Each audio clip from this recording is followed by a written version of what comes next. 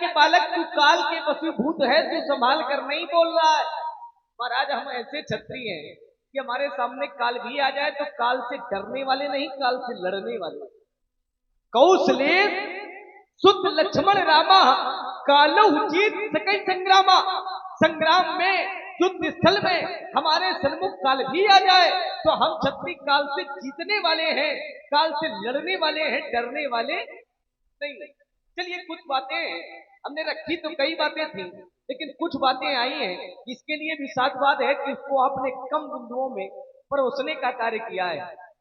कुछ बातें हैं जिन पर आपने विशेष बल दिया है।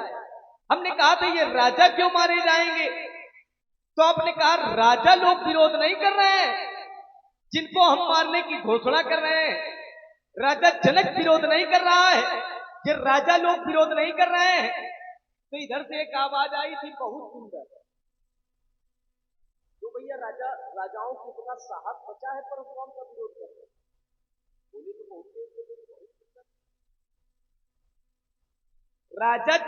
राजा जितने यहां पर बैठे हैं, इन राजाओं के अंदर क्या साहस है परशुराम का विरोध कर सके?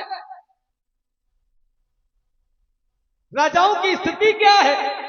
जिस समय परशुराम को देखा, बाज झपट चल लवा लुकाने। लवा पक्षी कभी देखा है आप लोगों ने? बाज को देख करके जैसे लवा पक्षी लुक जाता है, ठीक राजाओं की वो स्थिति है। और कई राजा विरोध करे, मरे बैठे हैं तो विरोध क्या करें? मरे मराए को मार रहे हो और फिर कई रहो विरोध करें। श्रीहत भय हार ही राजा, जो पहले से हारे और मरे बैठे हैं, बैठे जाई समाजा, और उनसे कह रहे हो कि विरोध करें। एक बात और आपने रखी कि भैया बड़े प्रेम से कह रहा है कि वही है कि वो एक दास तुम्हारा। हमारे भैया ने कहा कि धनुष तोड़ने वाला कोई आपका दास होगा, तो बोल रहे हैं भैया ने कहा कि दास होगा तोड़ने वाला, और लक्ष्मण ताल ठोक रहा है। लक्ष्मण ताल ठोक रहा है। अब एक बात बताओ, पिताजी तुम्हारे बैठे हैं और वहीं कोई पड़ोस का व्यक्ति आवे, तुम्हारे पिता का अपमान करे, तो तुम क्या करोगे? तब तक नहीं बोलोगे जब तक वो मर्यादा में रहेगा। तब तक आप नहीं बोलेंगे जब तक वो मर्यादा में रहेगा। लेकिन अगर वो मर्यादा को पार कर जाएगा तो पुत्र का कर्तव्य बनता है कि फिर वो बोले। फिर इसका धर्म भी विरोध नहीं करता, इसका शास्त्र भी विरोध नहीं करता। कुछ स्थान ऐसे होते हैं जिनकी रक्षा के लिए बोला जाता है। स्वामी का कोई अपमान करे, भले अपने से बड़ा होए, भले अपने से श्रेष्ठ होए, भले अपने से बलवान हो, लेकिन स्वामी का विरोध करने वाले का विरोध तुरंत करना चाहिए। और ना कर सको तो वहां कान में उंगली डाल लो, ना कान में उंगली डाल पाओ तो वहां से भाग खड़े हो। स्वामी का अपमान करे तो बोलना चाहिए, कोई माता का अपमान करे तो बोलना चाहिए, कोई मातृभूमि का अपमान करे तो बोलना चाहिए। अच्छा, लक्ष्मण क्यों बोल उठा? उसका भी एक कारण है। स्वामी से शत्रुता का संबंध बना रहे हो, स्वामी से शत्रुता का संबंध बना रहे हो, यद्यपि शत्रुता का पात्र नहीं है। और लक्ष्मण का, जिसको आप शत्रु मान रहे हो, वो लक्ष्मण का स्वामी है। फिर कहते हो सेवक बोले ना, कैसे नहीं बोलेगा? सेवक सो जो करे सेवकाई, सेवक का कार्य होता है स्वामी की सेवा करना। अगर स्वामी के बाद ऊपर कोई बात आ जाए तो सेवक को अपने प्राणों को भी न्यौछावर कर देना चाहिए। अरि करनी सो करे, है ना? सेवक है तो हम सेवा का कार्य करना चाहिए सेवकों को। तो हम सेवक हैं, और धनुष तोड़ने वाला जो है वो हमारा स्वामी है, जिसका आप विरोध कर रहे हो। बोलने का एकमात्र कारण ये है, और कोई कारण थोड़ी है। धनुष तोड़ने वाला महाराज ऐसा पात्र है, उसने कोई अनुचित कार्य धनुष तोड़ के नहीं किया है। धनुष को तोड़ा है तो किसी को जोड़ा है, और किसी को जोड़ने के लिए अगर कुछ टूट जाए तो फिर उसमें कोई हानि नहीं है। अगर कुछ जुड़ जाए, अगर कुछ मिल रहा हो और कोई हित हो रहा हो, तो हित में अगर कोई अपने आप को समर्पित कर दे तो हमको ये लगता है कि उसकी मोक्ष की प्राप्ति होती है। शास्त्र कहता है 4 स्थान ऐसे हैं जहां व्यक्ति हो या वस्तु हो, अपने अगर प्राणों का अंत करता है तो उसे मोक्ष मिलता है। कौन कौन से 4 स्थान है? ब्राह्मणार्थे, गौआर्थे, स्त्रीणाय, बाल बंधे सुच्चा। ब्राह्मण के लिए, गाय के लिए, स्त्री के लिए, बालकों के लिए, इन चारों के हित के लिए अगर कोई अपने आप को समर्पित करता है या प्राणों का अंत करता है तो उसे मोक्ष की प्राप्ति होती है। इस धनुष ने कन्या के हित के लिए अपने आप को समर्पित कर दिया है, तो हमको तो लगता है यह धनुष मरा नहीं बल्कि तरा है, और यहां रखने से भी हानि। कुछ कार्य ऐसे होते हैं, कभी कभी कुछ कार्य ऐसे होते हैं जो न करने वाले भी किए जाते हैं। कुछ कार्य ऐसे होते हैं जो न करने योग्य है, नहीं करने योग्य है, लेकिन आपत्ति के समय उनको करना पड़ता है और कोई दोष नहीं देता। जैसे जालंधर की पत्नी वृंदा का सतीत्व भंग किया परमात्मा ने। यद्यप किसी सती का सतीत्व भंग करना यह अनुचित है, ये अपराध है, लेकिन जिस समय नारायण ने वृंदा का सतीत्व भंग किया, छल कर तारे सुब्रत प्रभु सुर कारज की, किसके लिए? देवताओं के हित के लिए ये कार्य किया। तो क्या परमात्मा को किसी ने दोष दिया? किसी ने दोष नहीं दिया। कभी कभी कुछ कार्य ऐसे होते हैं जो न करने वाले भी किए जाते हैं। ठीक उसी प्रकार से धनुष का टूटना या धनुष का तोड़ना ये अनुचित है, लेकिन उसके कन्या के हित के लिए टूट जाना ये अनुचित नहीं है। मैं अपनी वाणी को यही विराम लगाऊंगा। समीक्षम उत्तर। देखो, लक्ष्मण ने कहा धनुष तोड़ने वाला हमारा स्वामी है, इसलिए हम परशुराम जी का विरोध कर रहे हैं। एक बात सामने निकल कर गया। देखो, ऐसे हम नहीं मानेंगे। पहले ये स्पष्ट हो कि धनुष तोड़ने वाला तुम्हारा स्वामी है, तो उसका नाम क्या है तो हम जाने। जैसे हमसे कोई पूछे कि परशुराम तुम मिथिला में किसके पक्ष से खड़े हो, तो हम कहेंगे कि भगवान शंकर हमारे स्वामी है और भगवान शंकर का ये धनुष टूटा है और हम भगवान शंकर अपने स्वामी के पक्ष से धनुष तोड़ने वाले का विरोध कर रहे हैं। तो तुमसे अगर कोई पूछे कि धनुष, तुमने ये कहा कि धनुष तोड़ने वाला हमारा स्वामी है, लेकिन तुम्हारे स्वामी का नाम क्या है, तो भाई ये प्रश्न है कि आखिरकार तुम अपने स्वामी के पक्ष से परशुराम का विरोध कर रही है, तो बहुत अच्छी बात है, करना भी चाहिए, मर जाना चाहिए अपने स्वामी के पक्ष, ये अच्छी बात। तुमने कहा, जैसे दूसरी बात आई, तुमने कहा बोले महाराज राजा इसलिए विरोध नहीं कर रहे कि राजा सब निस्तेज है, राजा सब मरे हुए। अच्छा, ये राजा मरे हुए तब है जब परशुराम आए, ये पहले जिंदा थे। राजा अभी मरे हुए, पहले जिंदा थे। तो जब ये जिंदा थे तब ये कह रहे थे लेऊ छड़ाई सीय कहा को धरी बांधो नृप बालक, बालकों को बांध लो, सीता को अपने साथ ले चले। तब ये जिंदा थे, तब तुम्हारी वीरता कहां गई थी? तब तुम्हारे पक्ष में कोई नहीं खड़ा था, तुम भी नहीं खड़े थे अपने पक्ष में। हाँ, कुछ महिलाएं थी, वो राजाओं को गालियां दे रही, घर भरू देख विकल मुर नारी और सब मिल दे महीपन कारी।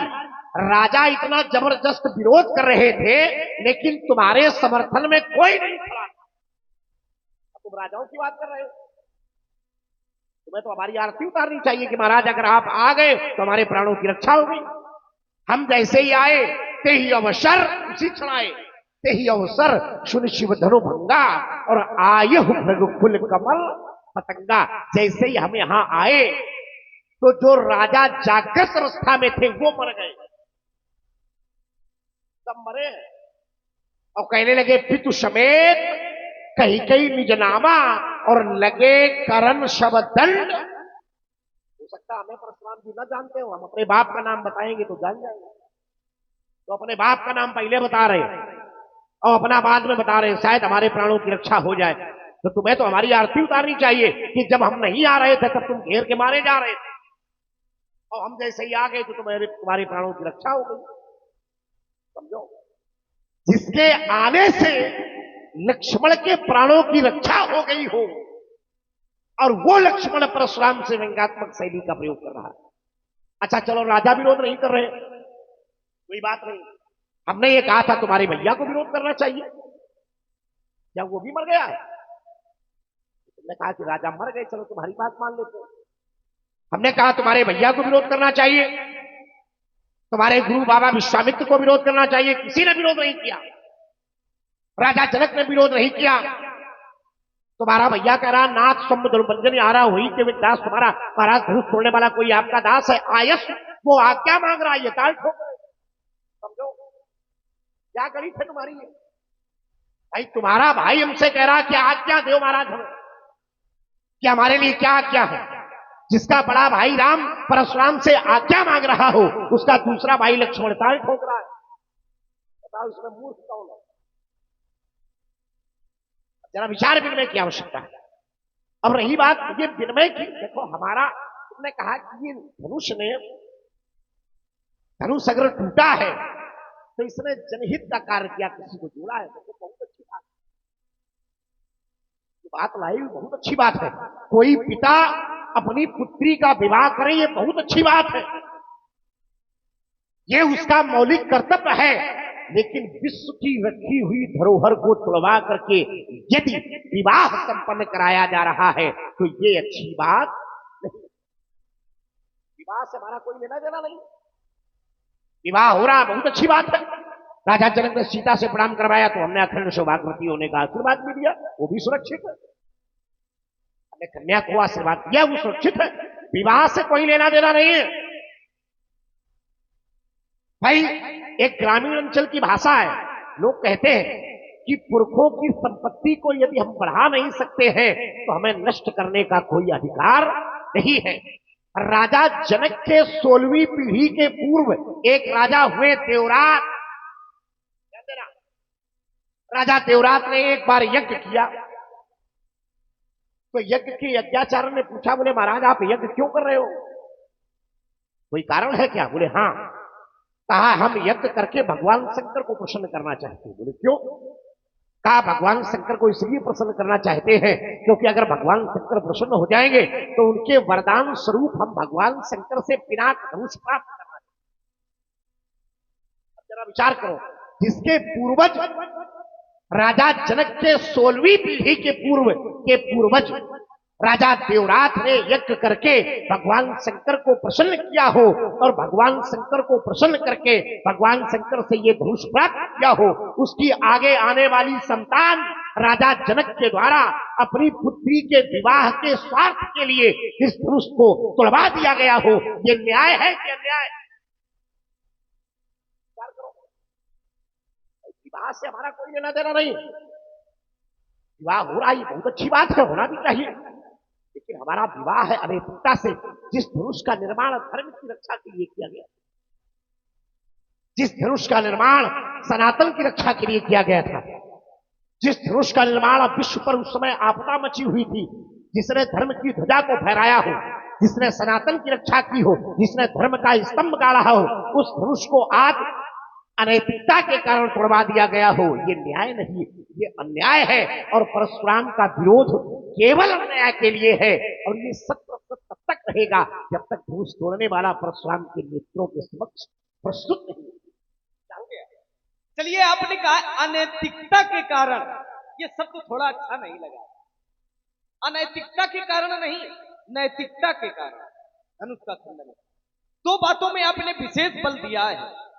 पुनः आपने उसी बात को दोहराया कि भैया कह रहा है नाथ समुधन भंजनी हारा, वही है कि वो एक दास तुम्हारा, आयस का कही किन मोही, मेरे लिए क्या आदेश है?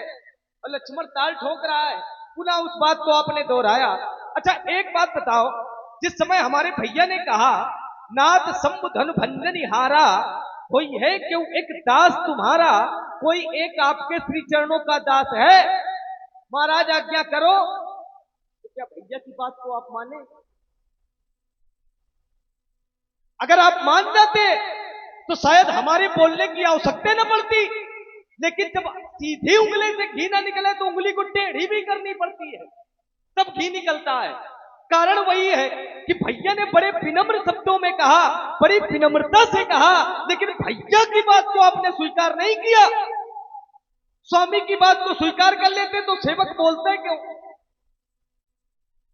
स्वामी की बात को, अब अच्छा आप पूछ रहे थे कि लक्ष्मण तुम्हारा स्वामी कौन? अब हम बार बार कह रहे हैं, संकेत दे रहे हैं, फिर भी आप नहीं पहुंच पा रहे हो। 3 प्रकार के प्राणी होते हैं, एक अल्प, एक विज्ञ, एक प्रज्ञाचक्षु। कुछ लोग ऐसे होते हैं जिनको संकेत कर दो पहुंच जाते हैं।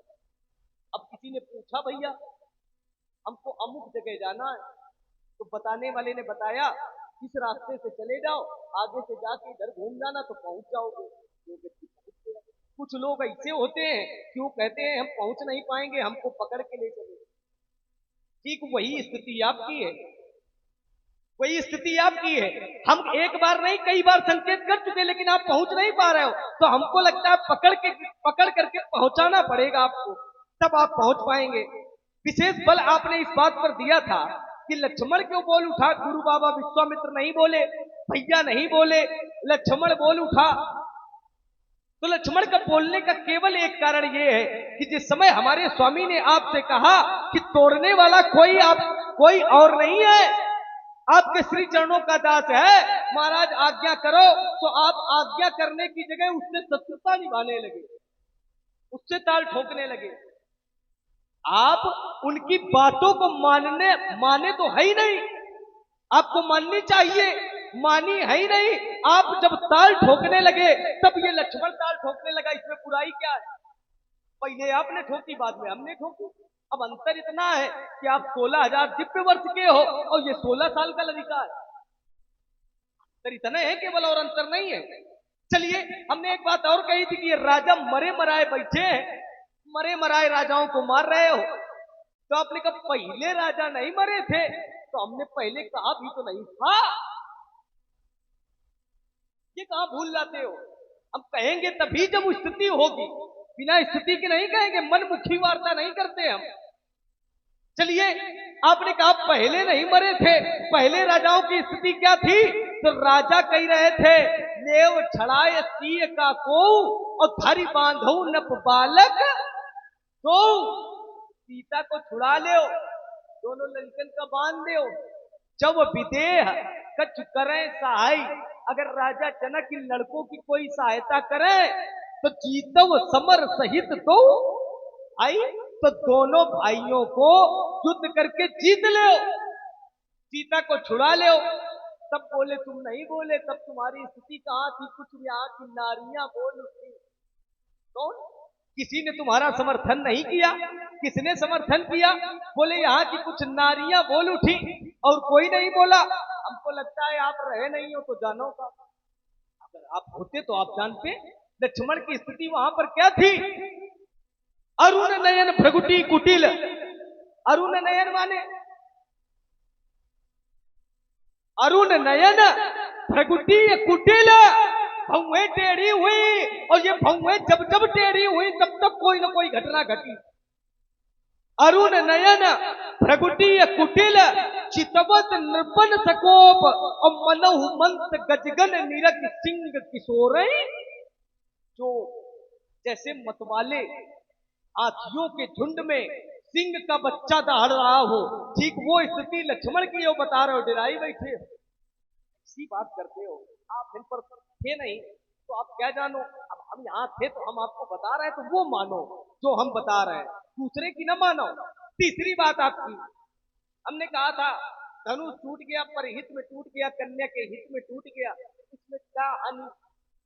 कोई हानि तो है नहीं, कन्या के हित में टूटा है और इसके टूट जाने से कुछ जुड़ा है, कन्या का विवाह हुआ है। तो आपने कहा कन्या के विवाह का विरोध थोड़ी है, कन्या का विवाह हो अच्छी बात है, कन्या के विवाह का विरोध नहीं है।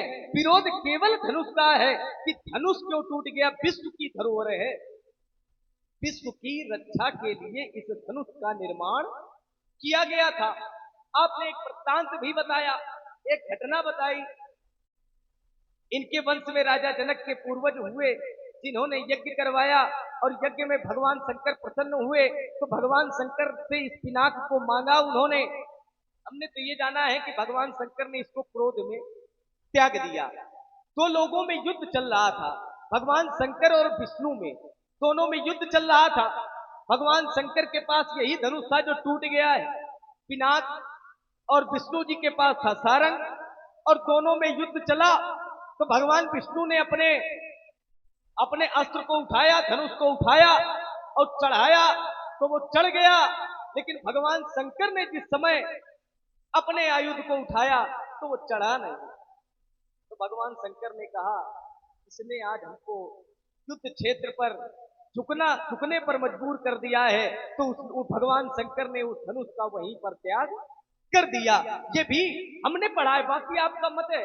अब आपने पढ़ा होगा तो वो भी कहीं ना कहीं प्रमाणित होगा, ऐसे तो है नहीं, आपने भी पढ़ा होगा। हमने कहा कन्या के हित के लिए इसका खंडन हुआ तो इसमें विरोध नहीं होना चाहिए। आपने कहा विश्व की धरोहर है और विश्व की धरोहर को तुड़वा देना ये अनुचित कार्य है। अच्छा ईमानदारी से बताना भैया, गांव की जो सार्वजनिक संपत्ति है, गांव की जो सार्वजनिक संपत्ति है, जैसे मंदिर है, ये गांव का सार्वजनिक है, किसी एक व्यक्ति का नहीं है, ये सबका है। अब ईमानदारी से बताओ अगर कोई ये मंदिर तोड़े तो एक व्यक्ति विरोध करेगा तो सब लोग विरोध, सब लोग करेंगे। तो जब ये विश्व की धरोहर है तो परशुराम के लिए विरोध क्यों कर रहे हैं? नहीं, बात गलत नहीं है, बात सब सही मिलेगी, गलत कुछ नहीं मिलेगा। चलिए, जब ये विश्व की धरोहर है तो विश्व का विरोध नहीं, विश्व प्रशंसा कर रहा है, विश्व उस कार्य को अच्छा कह रहा है। और परशुराम जी केवल विरोध कर रहे हैं, परशुराम जी को केवल हानि है। जिस समय धनुष का खंडन हुआ, धनुष टूटा और तोड़ करके तोड़ने वाले ने धरती पर डाला, लोगों ने देखा, तो देखने के बाद स्थिति क्या बनी? प्रभु दो चाप खंड मही डारे तो देखी लोग सब भय। अब ईमानदारी से बताओ, गलत कार्य होने पर सुखी होते हैं लोग कि दुखी होते हैं? गलत काम होने पर लोग सुखी होते हैं कि दुखी होते हैं? दुखी होते हैं। लेकिन यहां पर लोग सुखी हैं तो इसका मतलब कार्य गलत नहीं है, कार्य अच्छा है। अगर राजा जनक की राज्य के लोग केवल थोड़ी प्रसन्न है, देवता तक प्रसन्न है। अब देवताओं का क्या स्वार्थ? अब अच्छा, देवता कभी गलत कार्य में समर्थन थोड़ी देते हैं, लेकिन देवता लोग भी प्रसन्न है। ब्रह्मादिक सुर सिद्ध मुनीसा और प्रभु प्रसन्न दे असीसा, सभी प्रसन्न है। तो महाराज निवेदन ये है, जब सब प्रसन्न है तो आप प्रसन्न हो जाएंगे। आप काय क्रोध कर रहे हैं? लक्ष्मण कह रहा है ये विश्व की धरोहर थी तो किसी ने विरोध नहीं किया। जैसे ये मंदिर है, विश्व की धरोहर है, ग्राम की धरोहर है, तो अगर इसको कोई तोड़ेगा तो सभी लोग विरोध करें, करना भी चाहिए, करना चाहिए कि नहीं?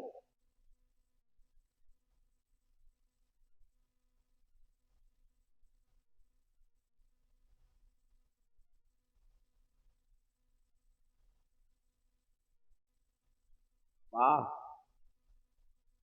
तो लक्ष्मण कह रहा है, बोले महाराज ग्राम की धरोहर है ये मंदिर, तो सबको विरोध करना चाहिए, बिल्कुल सही बात है, सबको विरोध करना चाहिए। लेकिन किसी ने विरोध नहीं किया, तो कोई आवश्यक नहीं है कि कोई विरोध करे। बात है सिद्धांत, कोई आवश्यक नहीं है कि पूरा गांव विरोध करे ना। जैसे जैसे एक जगह ब्रह्म सभा में भगवान शंकर का अपमान हो रहा था, ध्यान देना, एक जगह, हाँ बोल दीजिए। और देखिए, आप हमारे आदरणीय हमारे सम्माननीय श्री भगवान सिंह नन्ना, जो कि यहाँ पर उपस्थित हैं, उनके द्वारा 50 रुपए ये भार्गव परशुराम जी के लिए और 50 रुपए लक्ष्मण जी के लिए 50-50 रुपए प्रदान है। बहुत बहुत धन्यवाद। देखिए ऐसा ही होना चाहिए, बीच बीच में जल्दी। बहुत बढ़िया लगा बेटा, ये कोई आवश्यक नहीं कि कोई विरोध करे ना। ब्रह्म सभा में भगवान शंकर का अपमान हो रहा था। अच्छा, भगवान शंकर केवल हमारे हैं क्या? ये गांव तो केवल ये जो मंदिर है ये केवल ग्राम का हो सकता है, लेकिन भगवान शंकर तो पूरे विश्व के हैं कि नहीं? तो ब्रह्म सभा में भगवान शंकर का अपमान दक्ष प्रजापति के द्वारा किया जा रहा था और ब्रह्मांड के सभी ब्रह्मर्षि वहां पर बैठे हुए थे, लेकिन किसी ने भी दक्ष का विरोध नहीं किया कि तुम भगवान शंकर का अपमान क्यों कर रहे हो। करना चाहिए कि नहीं करना चाहिए? सम्मर गए थे क्या? एक ब्रह्मर्षि बैठे थे, पूरे विश्व के ब्रह्मर्षि, पूरे ब्रह्मांड के ब्रह्मर्षि, वहां देवता बैठे थे, लेकिन किसी ने भी भगवान शंकर के पक्ष से दक्ष का विरोध नहीं किया। तो कोई आवश्यक नहीं ना। लेकिन उसी सभा में नंदी महाराज बैठे थे। एक और बात, उसी सभा में नंदी महाराज बैठे थे, तो नंदी महाराज ने कहा कि अरे हमारे स्वामी का अपमान हो रहा है और जितने ब्रह्मर्षि बैठे ये सब देख रहे हैं अपमान। तो नंदी महाराज से नहीं रहा गया, उन्होंने भगवान शंकर के पक्ष से दक्ष का विरोध किया। तो कोई आवश्यक नहीं है, ये विरोध करने की जो ज्वाला है ये किसी किसी में भड़कती है। हाँ, ये सब डरे हुए बैठे, सब मर गए, कोई कुछ कहने नहीं चाहता है, तो ये विषय नहीं बनेगा, है ना। ये जो ज्वाला है ये अलग होती है, एक बात। दूसरी बात, लक्ष्मण कह रहा है, बोले महाराज हमारे भैया ही स्वामी है, हमारे राम ही स्वामी है। तो एक बात निकल करके आई कि राम लक्ष्मण का स्वामी है, ये बहुत अच्छी बात है। राम लक्ष्मण का स्वामी है, तो राम अगर तुम्हारा स्वामी है तो राम का तो हमने विरोध किया नहीं। तो पूछ रहे थे बार बार कि तुम्हारा स्वामी कौन? तुमने कहा कि राम हमारा स्वामी है, आपने राम का विरोध किया। हमने कहां विरोध किया है? उसको पढ़ो तो। नाथ शंभु, तुम्हारे भैया ने कहा, एक एक शब्द समझो। नाथ शंभु धनु भंजन हारा और होशी केहू एक दास तुम्हारा। महाराज धनुष तोड़ने वाला कोई आपका दास है, तो हमने कहा राम दास तो हमने अपने पूरे जीवन काल में किसी को बनाया नहीं, और जब दास हमने बनाया नहीं तो हम मान कैसे ले कि वो दास है? तो हमने कहा राम दास तो दास, वो सेवक कहलाने के योग नहीं। सेवक सो जो करे शिवकाई, अरि करनी करी करई लड़ाई, सुनो राम जय। यही माने राम नहीं है, जिसने में कौन है ये अज्ञात है। सुनो राम जय, शिव धनु तोरा, साहस बाहु शमसोर पूरा, सो बिलगाओ, वो अलग हो जाए। फिर भी हमारी साधुता देखो, फिर भी हमारा विवेक देखो, फिर भी हमारी न्याय संगत वार्ता देखो। हमने बचाने का फिर भी रास्ता दिया, हमने कहा जो कोई भाग जाए वो भाग जाए, सो बिलगाओ, वो अलग हो जाए। कौन? धनुष तोड़ने वाला। कहां से? समाज से, नहीं तो बिहाई समाजा। अगर वो अलग नहीं हो रहा तो समाज अलग हो जाए। देखो फिर भी हमने कहा कि देखो बचाने का पूरा प्रयास तो कर रहे हैं, लेकिन कुछ लोग होते बोले महाराज हम नहीं बचेंगे, हम तो मरेंगे, तो फिर मरो आके। जब जबरदस्ती मरने के लिए उतारी तो फिर मरो आके। जब जबरदस्ती में मरने के लिए बैठे हो तो फिर मरो आके। हमने कहा सो बिलघाऊ, नहीं तो बिहाई समाजा। और अगर ऐसा न किया गया तब हमारी घोषणा, नहीं तो न तुम्हारे जय है सब राजा। राम से पहली बात तो ये समझो कि राम से परशुराम का कोई विरोध है नहीं, और ना राम का परशुराम ने विरोध किया है। हमारा अगर किसी से विरोध है तो वो है धनुष तोड़ने वाला, और धनुष तोड़ने वाला कौन है? अभी भी वो अज्ञात, जानकारी नहीं मिली है। तो राम का परशुराम ने कोई विरोध नहीं किया, हमारा पूरा समर्थन है। या शिष्य मानो जरा, देखो पूरा समर्थन है हमारा। क्या है? घोरधार, घोरधार मालूम नहीं, बीले बहुत है। घोरधार और भगुनाथ ऋषानी, ये घाट सुबद्ध और राम बरबानी। परशुराम का जो क्रोध है वो नदी की घोर धारा के समान, और जिस नदी की घोर धारा के समान परशुराम का क्रोध है, उस नदी के घाट राम की वाणी है। इसलिए वात्सल्यता है बेटे। हाँ, बीलों में ऐसे ही धुले हो। चलिए, आपने कहा कि राम का विरोध हमारा थोड़ी है, हमारा विरोध तो धनुष तोड़ने वाले के ऊपर है, राम का विरोध नहीं है। हम एक बात और आपको बता दें महाराज, राम जी का विरोधी जो होता है संसार में उसको कोई रखने वाला नहीं है। राम विरोध है ना उबरे से, वो उबरने वाला नहीं है।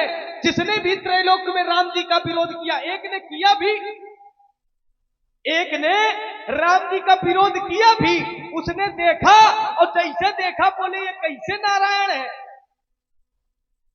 ये नारायण तो लग नहीं रहे जो अपनी पत्नी का स्वयं श्रृंगार कर रहे हैं, ये कैसे नारायण है। तो उसने एक कार्य किया, ऐसा कार्य किया कि उसने उनकी पत्नी के चरणों पर चोंच मारी और मार करके भगा।